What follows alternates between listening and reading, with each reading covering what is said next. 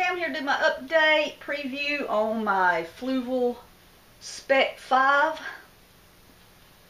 So far I'm really enjoying this tank. It was very easy to set up. See my video on that. The only quirk I have with it is the fact that the light doesn't swivel. To be able to work in the tank as it is now, you have to take it off, which it's simple to take off. You just screw it on and off. Okay, for my substrate I'm using pool filter sand.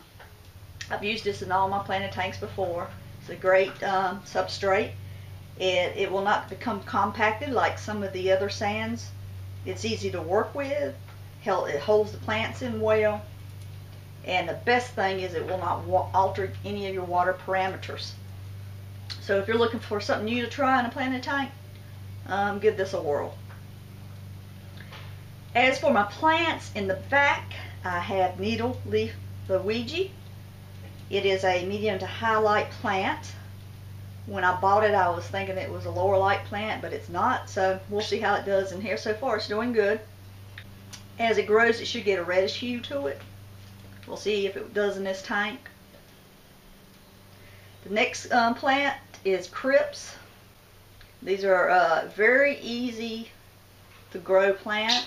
Good for beginners. They're low light.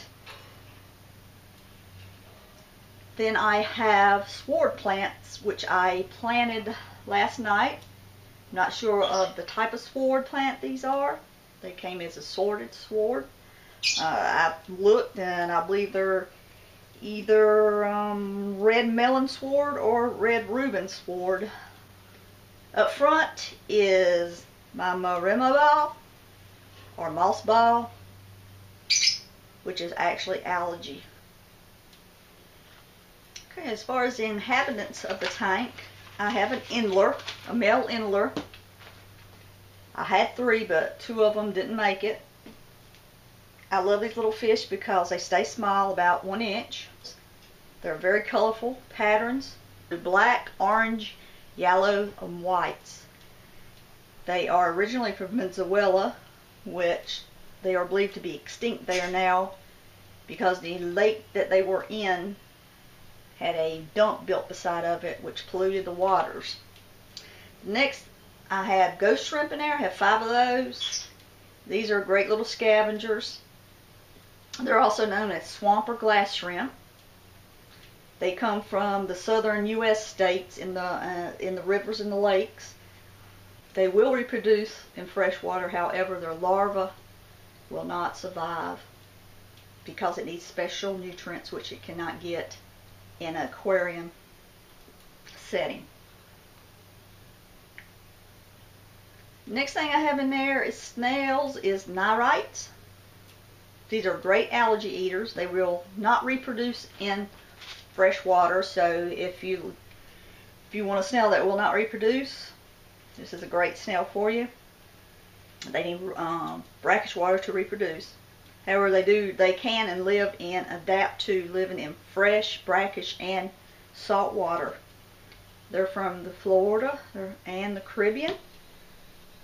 Then I also have some Malaysian trumpet snails. These are great snails that burrow in your substrate. They keep things stirred up down there, keep you from getting gas pockets. They munch on leftover foods and clean up your substrate, so they're great to have. They do reproduce in fresh, so you have to be careful how much you feed your tank or you can get an explosion of these little snails. The babies are exact replicas of the parents.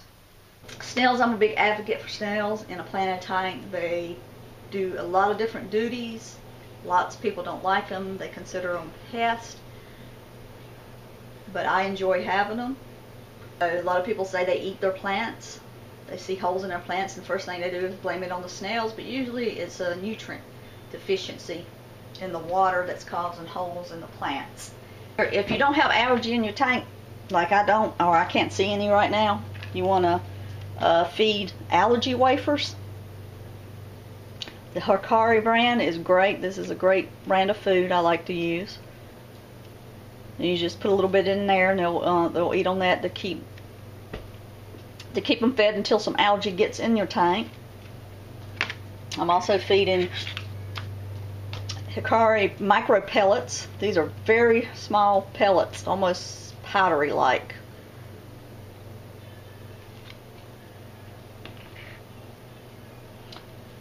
I'm using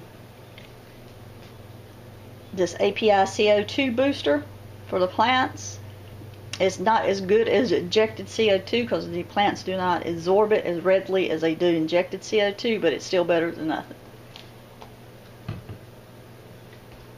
The plant food here, this is a micro nutrients for your plants. You put this in about once or twice a week. It's better spread it out, so about twice a week.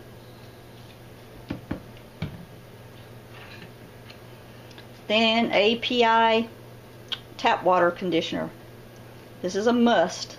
When using tap water, you want to use this when you do a water change, when you're topping off, or setting up a new aquarium. So this is a must. I will keep you updated. Thanks for watching my video. Please subscribe to my channel.